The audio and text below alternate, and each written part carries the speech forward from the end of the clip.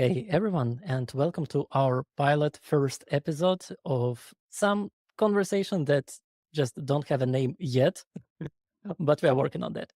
And today we will talk with our guest Tom about a great article that he wrote to Talsec uh, documentation. Yep, this one. Thanks, Majid. But first, let's probably introduce ourselves. Well, first, my name is Alexander Lyushenko. I'm a Google developer expert in Flutter and Dart and engineering manager at British fintech company called Tide. And we have Majid here. Thank you very much, Alexander. So my name is Majid. I am a Google developer expert for Flutter and Dart. I'm also very passionate about app security, and these days also it's part of my job to focus on security. So that's why I'm here with these amazing guys. Nice. Tomasz, maybe you want to be next? Which one? You didn't choose. Yep, you. Okay. Thank you. Harry, very happy to be there as I was really thrilled about this call. I'm Thomas and I'm representing Dalsec, where my role is mostly about mobile security consulting, reverse engineering, and my daily bread and butter is explaining mobile security concepts related to runtime application self-protection technology. So that's me. Amazing. Thank you so much. And last but definitely not least, our guest, our star of this episode. Tom, do you want to introduce yourself? Yes, thank you. So my name is Tomasz Skipa, or you can call me Tom. I've been developing mobile software for 10 years now. So I went through a lot of companies, different companies, working on different projects, different scales. Yeah, I've originally even been an Android software developer nowadays, like for past approximately 5 years. I've been an iOS developer specifically. So that's me. Nice. Thank you so much for the introduction. And probably we may start with the article itself. That's a great article, but maybe for those of our audience, those folks who haven't read it yet, maybe you can provide a short summary. Like, what is Unlocking Reliable Crash Tracking article about? Yeah, so basically the idea came up as a plan to develop a somehow more transparent way to track crashes in production because we as a Stealthec don't really have anything in place in production to track crashes or issues with performance. So it felt like a kind of a blind spot. I've basically taken up the initiative to research and try to implement some proof of concept of tracking crashes and all the reporting incorporated in it. So basically went through a lot of third-party solutions, checked their documentations, tried implementing all of them, namely Datadog, Sentry, Firebase Crashlytics, Bugsnag, maybe even more. I've then boiled down my research to just, I think, 4 of them, and then quickly realized that since Talsec is really security and privacy focused, the service system as a service solutions are not really applicable for us or are really missing a lot of points that we require. So I've researched custom implementation, you could say, like, in general, and found out that maybe that will be the best way to approach this problem and solution. Great. And in the end, you choose PLCrashReporter. Who stands behind PLCrashReporter? Yes, I found out it by accident. PLCrashReporter is a open source framework available freely on GitHub. Interestingly, it's been developed and it's being developed by Microsoft. So that's an interesting point because Microsoft and basically iOS, macOS, watchOS, specifically or only framework. That's really interesting combination.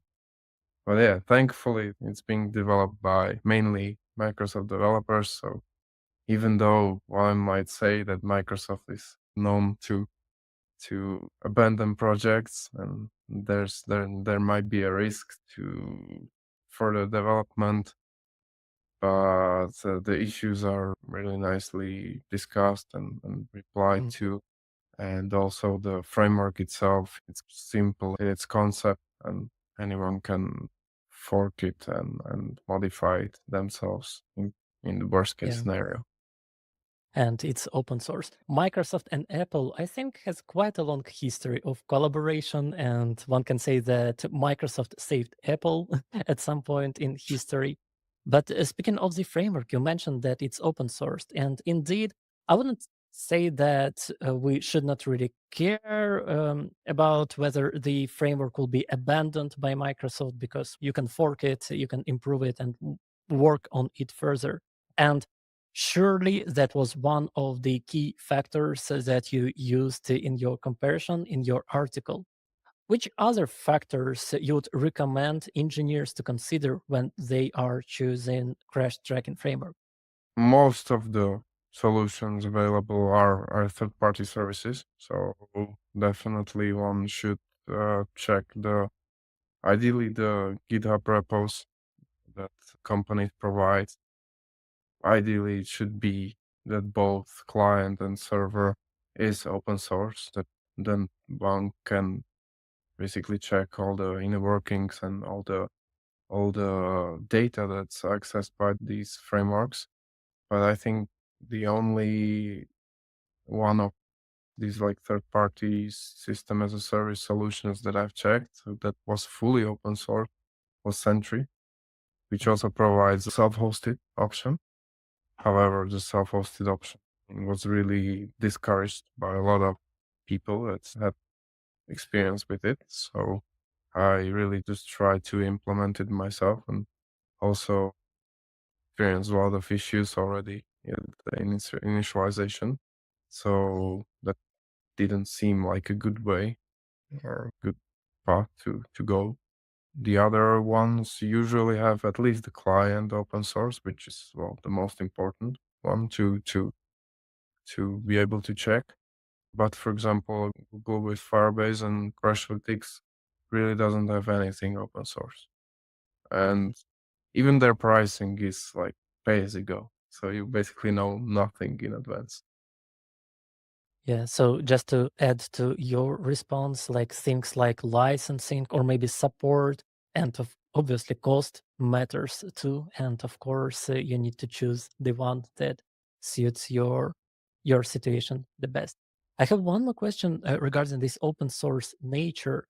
You mentioned in your articles that many third-party crash tracking services collect and store data in ways that may not align with some security policies in your company.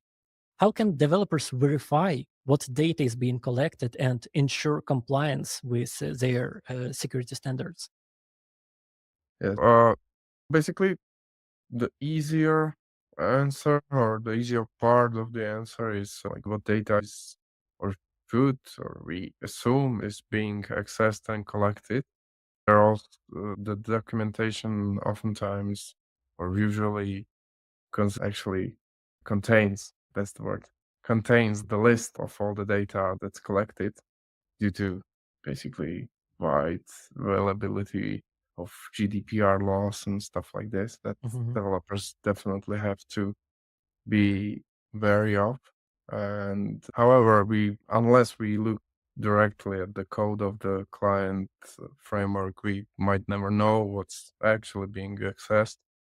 And the harder part of the answer is that I had little success finding out how is the data stored on the device. Because if you imagine your app crashing, it doesn't really send the report right away, which is something that Mhm. it's obvious because Yeah, it's just crashed. because So the app cannot, crashed. Yes. it cannot send a network request and successfully like check if it did go through. So all the frameworks store the crash data and they store it in some way. However, I had little to no success finding out in what way, in what fashion, what everything is being stored with these third party crash trackers, which really makes it easily really dangerous thing to incorporate if you're in your app if you work with like critical data, personal data, for example, even credit card numbers, input data. It could be anything. And if it's stored in just basic storage, which it most probably is, it can be attacked, especially on jailbroken devices. And yeah, the Yeah, definitely. documentation didn't really tell anything about it. Their focus was always on the sanitization of personal data, but that was within the reports already that come to the server. So one might never know what's actually or how securely it's stored. Yeah. So, pro tip from Security Crowd: don't jailbreak, don't root your device unless you have a reason to, unless you understand what you're doing. But I have a question here. Like, let's probably deep dive into this topic a little bit further. Let's imagine that I created a mobile application and I used already some solution for crash tracking, whether it's PLCrashReporter or any other. How can I ensure that the implementation is secure and effective?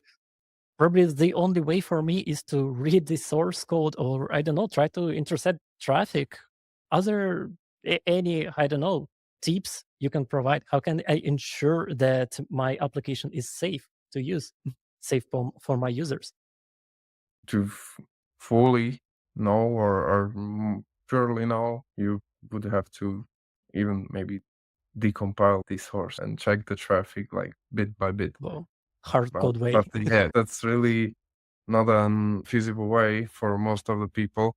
I would definitely recommend trying to find all the info that you need in the documentation and Mhm. trying to maybe even communicate with the company or create the framework. Like if there's something really missing that you are afraid of, be it the GDPR protected data or how the data is combined, because even that is protected by GDPR. And then from the functionality point of view, I think people should or developers should focus on working in like edge cases, one might call it, because most of the frameworks have async processes that initialize the crash tracking, and it might not be fully initialized once the app is crashing at the startup. Also, I think developers should check how the framework behaves without internet, like within Mhm. multiple crashes. Yeah. If it stores multiple reports or if it's gathered in one large report, what's the limit? Because well, people can be or users can be out of connection. And something that I've even experienced and I think I consider really crucial, even a fatal error within the frameworks that I've checked, Wing, Datadog, and Bugsnag, is that I also personally use a third-party VPN, like virtual private network, Mhm. and basically all the communication might be blocked by the VPN. So no crash reports suddenly. Nothing is crashing from the reporter's point of view. So one should definitely check this if this is not really a use case, and oftentimes use case with their users, because then one still like the developer still might be blind to these crashes from users that use these third party Makes VPNs. sense. And I think you mentioned that in your article, there was a comparison like whether PL Crash Reporter will work with other solutions. So I assume you would recommend to implement multiple solutions for crash monitoring, right? Yes, that's also a good point. The crash trackers especially if the developer is developing, like in our case, SDK. You need to ensure that the crash tracking you are using is not interfering with the crash tracking your client might be using, because it does collide sometimes. Mhm. Makes perfect sense. At the beginning of our conversation, you mentioned that you switched from Android to iOS, and your article is all about iOS. Any hints for fellow Android engineers? What crash reporting solution would you recommend for Android? Yeah, so honestly, I focused on the iOS primarily, but I did some research and a little bit of analysis of Android counterparts. And the one that really stood out, or the one solution that seemed to be a good way to go, was ACRA, which I think it originally was another crash reporter for Android, but nowadays they call it App Crash Reports for Android. So it might be that originally they felt a bit more goofy than they are nowadays, because it's really mature project. It's more than 10 years old, and I think their description says that it's used by over 10,000 apps with like millions of users. Might say that it's really mature. So I would recommend checking that, and maybe it fits the use case, fits the requirements. And my personal opinion is, if you can go with the custom solution, don't be afraid to, because in like high level point of view, it's really not that complicated to implement. And if you don't need like super graphical web based analytics about it, you will be happy with the basic reports. You can even be doing the analysis later, the graphical analysis bit, if you need to. And you're not That makes adding really any critical third party dependency that might not work once. For example, new iOS version is released and you suddenly are dependent on something like this. Yeah. At the same time, I faced that several times in my career, that if you're creating your own solution, you have to maintain it. You need to test it on beta versions, on in some experimental environments. There always will be one device in some country that just doesn't work with, and you have no idea why. So I guess it's also valid to say that if you're unsure what you're doing, pick the most popular solution. Like pick Firebase, pick Datadog, and they will work for you. Yes, They're that's quite a good mature. point. That's a good point. But at the same time, I would say that this is a really low level thing or Mhm. a really low level thing to be like incompatible suddenly, because it's working with the really bottom of the callbacks, system callbacks that usually don't change that much. But of course, if you want really quick solution, don't go into custom solution. Yeah. And the question here, let's dive into this topic. I know that Datadog and Firebase, they provide much richer, like they have more than just crash monitoring. There are tons of other functionalities quite useful for engineers. Do you think that crash reporting alone is sufficient for diagnosis issues? Let's focus, for example, on issues only in the application. And how does it contributes to overall observability, like maybe tools and best practices you would recommend for a more comprehensive approach? But to start from basically the end, for production issues and for production crashes, customer issues, the crash reporters usually are one of the only, if not the only thing developer can implement, aside from logging, like basic logging, right? The crash reporters actually oftentimes also provide the feature to reports, like basically customer support style report an issue, like the GUI and features that one's just basically callbacks. and user is presented with some input dialog that integrates with the crash tracker. And for I think usually they have also like performance metrics. So it's not really, once again, magic. The developers have to know which part of the app they want to track. If it's not just a startup time and something like this, they need to set up the profiler and basically turn it on and turn it off, where they want to basically track the performance. But then before the production, which I would say is the even more important part of the development, to grasp the quality assurance and then make sure it works. There, I think my recommendation is basically test as much as you feasibly can, make it as automated as you can.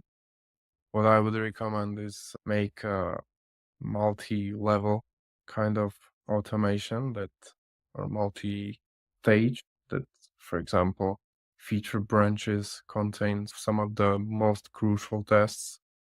Then RC, like release candidate branches, contain most of the tests that can be run, and also integrate nightly tests that run every single day and can be ideally checked by also non-developers. For example, snapshot tests Mhm. that basically do, in basic sense, screenshots of certain parts, and well, basically anyone can look at the highlighted failed part of the snapshot test and report it right away. So nightly snapshot tests are really valuable. And I think then at the very start of the development, uh, it's crucial to think about all the edge cases and all the s- issues that need to be solved and tracked and looked at and ideally tested as well. So Yeah. basically, start with the plan, continues with the good management and good development, and is supported with the automated tests, and ends with production crash tracking. Yeah, thanks for these recommendations. Indeed, it's super important to think in advance before you release your application and try to predict problems that your users might see. I really appreciate that you mentioned logs there, because clearly logs are super important when you are trying to understand what's wrong with the application. Why, as mobile engineers, we cannot say it works on my machine. Doesn't really matter. It must work elsewhere, like everywhere. And not only crash reportings are important, logs are very important too. And usually such tools as crash monitoring, SDKs, they provide the possibility to send some logs also. And that's another good root source of vulnerabilities, right? Personal data in logs. And I think that might be one of topics that we would want to discuss in one of our later episodes. And I know that right now there is a trend from moving away from these kind of separate sources for monitoring into something that's usually called observability 2.0, or just observability. That's probably a new word. And I highly recommend to anyone book Observability Engineering by Charity Majors. Just an amazing book that at some point really changed the way I think about observability monitoring and all that other stuff. But yeah, thank you so much for this conversation. It was really interesting. Majid, Thomas, maybe you have any questions? I probably have one because you mentioned about this library, and probably we're going to have many audiences looking at this video, and then they say, okay, I'm not actually an iOS developer right now. How can I look at it from a different angle? If I work with Flutter, for example, or a cross-platform application, how this can help then? How can those developers look into these custom kind of crash reporting frameworks? And does it mean that, for example, you mentioned two of them? Of course, this one was the one that we were talking about, the PL Crash Reporter. And another one you mentioned was for the Android. And this one was the one you mentioned, Aqua. Yes, Accra. Yes. So how do you look at these two for like multi-platform app builders? Where does that fit? Should they look into that or not? Is there any framework that actually consolidate both into one, something like that? I would say you've already made it really hard to support one platform with or two platforms with one code. Don't make it even harder. I don't have really a lot of experience with multi-platform, but the third-party crash tracking system as a service solutions support usually even the multi-platform frameworks. Check those primarily. If you're interested, go like dive deeper into even these like custom solutions, but I think it will be much more tricky to implement Mhm. your own solution. But I honestly cannot say in practice. I didn't have Okay, nice. a lot of Absolutely. experience. I think we slightly discussed that, right? If you have no idea what you're doing, just pick the most popular option, and most probably it's already cross-platform. Sure. Yes, absolutely. So one more question then for you for now. Let's say this library, someone is landing of your suggestion and they figure out for some reason, let's put it like they want to have the company wants to have full control over the entire crash report. Like everything that goes over the wire needs to even be like in the full control. In this case, they want to go for a custom solution, and this is what you suggest and what you talked about, right? The PL Crash Reporter for iOS. And the question right now for a little bit like developers who doesn't have that much experience with this kind of like custom reporting, can you just briefly, like highly overview saying, what does this mean even using this? What should I do? There is obviously some implementation. Like here, if you want to doing a iOS, you implement this crash report. Okay, very nice. But where does the data go? So there is no, this is supposed to be a framework only on the iOS, right? But the crash report needs to be stored somewhere. How does that work? Can you explain for those who are not really familiar with that, especially for particular custom solution like this? Yes, the way it is designed to work, this PL Crash Reporter basically later wraps around the system callback. That's I think exactly called uncaught crash handler. Hmm. That's really available in through Objective C, and it wraps around it. It makes the reports. It also stores the report on the device, and then the next start, as I've said, it cannot do anything once the app crashes. So with the next start, it can check the stored crash reports, and you basically implement a backend or endpoint call similarly to anything like similar, like for Okay, example, so logging. then it's on you, on your backend Yes, developers to yes, actually create a backend, a database, store it there. And that's the reason we were saying go for the most popular crash because there's a lot to maintain here, right? I just wanted to emphasize like what are going to be more than just the library implementing in iOS to be implemented. It's not just the library itself, Oh it's yes, also all the stack. that definitely. Or I usually imagine if someone is interested in like crash reporting already, it should be like after, for example, the logging or something like that, like really basic. And if you have logging set up, logging database, logs, logged communication, then you can simply add this to that, make a new table that will be that will contain those reports and make a simple endpoint for it. Will be accessed by the app and be quote unquote that simple. Well, that's interesting. So one last crazy question. So this is it's for out of my curiosity, and it's a crazy one. So imagine that now I want to go for this custom solution, and it's open source. So I can read the code and I see how is the crash kind of format is generated at the end. Would it be possible that I actually use this, control my crashes and reports and logs and everything, but then connect it via an API, for example, store it in convert this crash report to a Sentry, for example, format, and then store it into Sentry?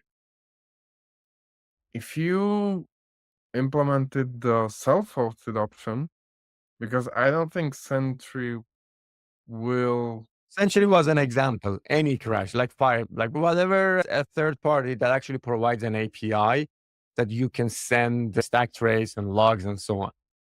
Can I That's the problem. just do I that? don't.